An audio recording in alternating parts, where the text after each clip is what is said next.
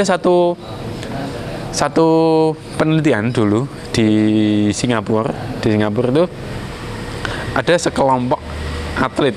Jadi ada anak-anak yang dilatih. Satu menggunakan, ada dua kelompok. Kelompok pertama ini hanya dilatih secara fisiknya saja. Kelompok yang kedua dilatihnya dengan mentalnya saja, tanpa latihan fisik ya. Jadi ini panahan. Jadi mereka ini adalah atlet panahan. Yang satu ini dilatih setiap hari hanya memanah. Yang kedua ini dia tidak memanah, tapi latihannya hanya melakukan latihan di dalam pikiran saja. Setiap hari dia hanya membayangkan bisa memanah dengan tepat. Latihannya ini itu, yang kelompok kedua ini. Untuk mengetahui seberapa efektif ketika latihan dengan visualisasi atau membayangkan ini tadi. Dan ternyata ketika sudah dilakukan latihan sekian lama, kedua kelompok ini diuji. Yang pertama, ini bisa melakukan hasilnya seperti apa, dan yang kedua, ketika latihannya hanya visualisasi saja, hasilnya seperti apa. Dan ternyata hasil dari kedua kelompok ini tidak jauh beda hasilnya. Jadi bisa dibayangkan ketika atlet ini menggunakan dua metode ini tadi. Yang pertama adalah latihan fisik dan digabungkan dengan latihan mental. Ketika penggabungan dua ini tadi, maka akan memunculkan performa puncaknya. Gitu. Berarti dengan menggabungkan apa tadi? Latihan mental dan latihan fisik. Dengan visualisasi ya. Betul. Membayangkan. Saat benar-benar latihan itu membayangkan, kemudian bagaimana besok saya harus begini gitu ya. Yes. Dan itu bisa diterapkan di dalam penjualan juga ya Mas ya? Bisa. Calon prospek kita bayangkan, saya besok akan prospek ke sini, kemudian nanti akan seperti ini, bisa dibayangkan seperti itu ya Mas ya? Betul. Karena korelasinya seperti ini. Ketika kita membayangkan yang positif. Misalkan, membayangkan yang positif mengenai klien. Misalkan ini ada tenaga penjual. Baik. Tenaga penjual, dia mau berangkat ke tempat klien.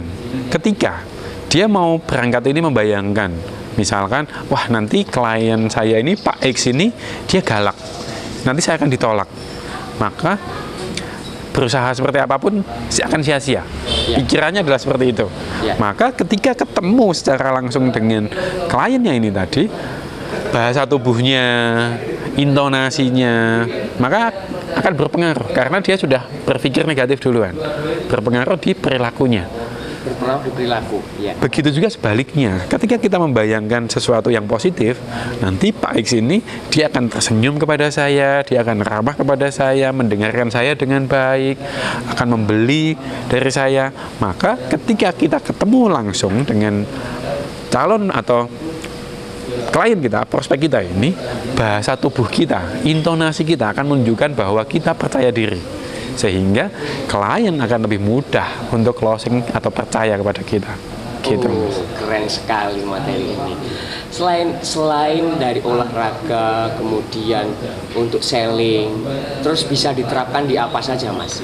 Masih banyak, salah satunya adalah untuk bisnis. Untuk bisnis. Atau untuk leadership. Untuk leadership. Betul. Nah, mungkin bisa diurai dari yang bisnis dulu. Oke. Untuk bisnis, kita bisa mempelajari kayak tadi bagaimana, salah satunya adalah mempelajari psikologi konsumen. Bagaimana konsumen ini berperilaku, bagaimana konsumen ini menangkap sebuah atau membaca sebuah iklan gitu. Kita bisa menyusun strategi periklanan seperti apa nantinya, seperti itu kalau untuk dalam sebuah bisnis. Nah, aplikasinya lagi ketika diterapkan untuk tim bisnis. Misalkan untuk leadership gitu ya, kita memiliki sebuah tim, punya karyawan. Nah, dengan memahami bagaimana karyawan kita ini berpikir, bertindak, berperilaku, maka kita akan tahu bagaimana cara memotivasi yang tepat kepada mereka. Memotivasi yang tepat kepada mereka. Betul, sesuai dengan karakternya. Sesuai dengan karakter individu masing-masing. Betul sekali. Selain itu ada lagi nggak Mas? Selain dengan cara tadi. Nah, salah satunya gini. Ketika kita memotivasi yang tepat, misalkan ya, motivasi yang tepat untuk tim kita. Kalau kita salah memotivasi tim, maka hasilnya juga tidak akan bagus, efektif. Contoh sederhana seperti ini. Kita punya tim. Tim ini kita sudah kasih hadiah. Ya. Sudah diiming-iming. Kamu mencapai target sekian, hadiah gitu ya. betul. Oke. Kita kasih iming. Kamu pencapaian target sekian, kamu dapat rewardnya ini, Ya, sekian. jalan-jalan ke sini, dapatnya A, B, C, D. Tapi ternyata si A ini tadi tidak termotivasi. Dia masih biasa saja, masih adem-adem saja.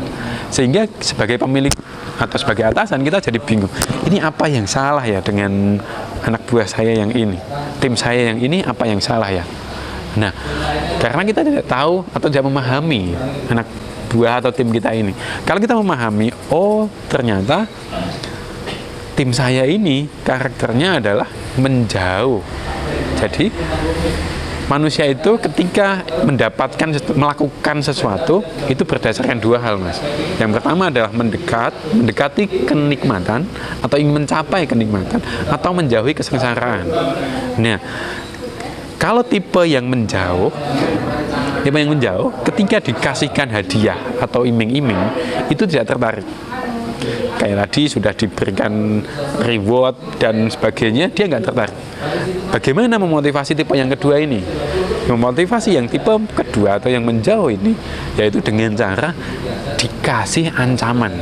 Impeachment ya. Yes. Kalau kamu nggak mencapai pencapaian target ini, kamu akan saya pindah mutasi.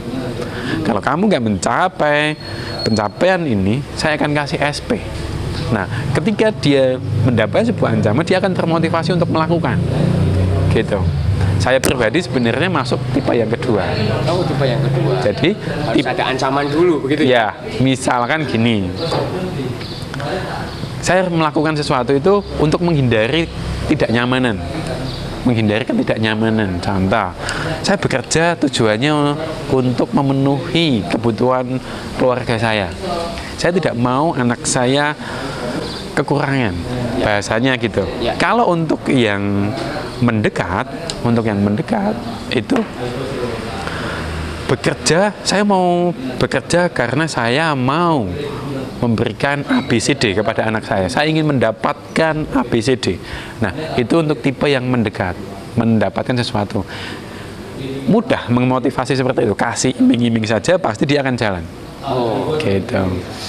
Terus dengan NLP ini apakah bisa juga untuk penyembuhan?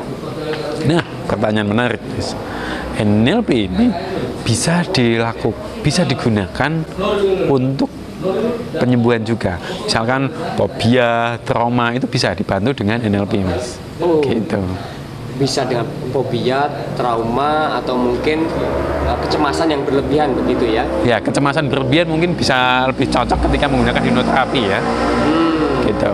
Nah, terus ini karena Master Dian ini adalah seorang praktisi NLP maupun hipnoterapi. Yes. Pertanyaannya adalah lebih penting mana NLP atau hipnoterapi nih? Nah, menarik ya. Hipnoterapi atau NLP. Ya. Atau kedua-duanya? Dua-duanya penting. Karena gini. Saya sebagai praktisi hipnoterapi dan NLP menganalogikan seperti ini. Hipnoterapi atau hipnosis adalah sebuah ilmu yang menjadi sebuah pondasi. Sebuah pondasi gitu ya. Sebuah pondasi. Karena mempelajari mengenai pikiran manusia secara mendalam. Gitu. Nah, NLP itu seperti bahan bangunannya, Mas. Seperti bahan bangunannya. Karena mempelajari perilaku. Ya. Mempelajari perilaku. Kalau hipnosis mempelajari mengenai pikirannya, kalau NLP mempelajari mengenai perilakunya. Sehingga ketika penggabungan kedua ilmu ini, maka kita akan lebih komprehensif, memahami secara holistik semuanya. Kalau hanya kita memahami mengenai hipnosisnya saja, belum lengkap ketika kita belum memahami yang namanya NLP ini. Gitu. Jadi kedua-duanya harus dipelajari dan praktekkan ya. Betul. Gitu.